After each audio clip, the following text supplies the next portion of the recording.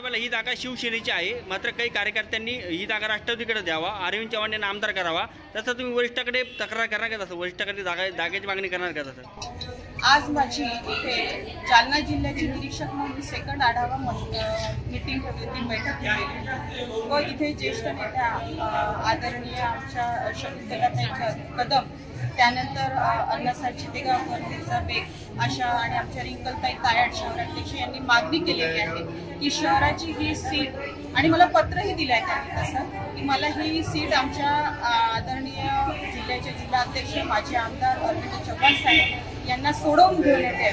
त्याच्यामागे इथे आज महिलांचं फार मोठ्या प्रमाणात उपस्थिती नोंदवलेली आहे. त्या सगळ्या शहर विभागातल्या वार्डातनं आलेल्या आहेत.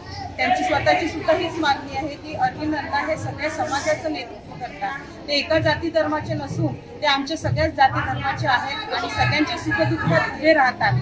आणि त्यामुळे आम्हाला ही सीट आपण ताई यांना सोडावून मागावी असं आमच्या सगळ्यांच्याकडनं मागणी ही आदरणीय अजितदादांसमोर प्रदेशावर ठेवावी, तटकरे साहेबांसमोर ठेवावी, रुपालीताई साखरसाहेबांसमोर ठेवावी अशी यांची ही मागणी मला आज यांच्या मार्फत पत्राद्वारे मिळालेली आहे आणि नक्कीच मी यांच्या ह्या मागणीला वरिष्ठांपर्यंत पोहोचवीन.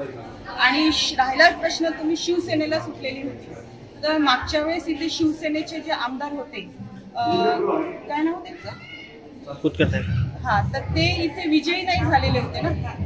मागणी हे कोणी पण करू शकतं, पक्ष ठरवेल ना त्याचं, आपण ते दादांच्या हातात सोडूया.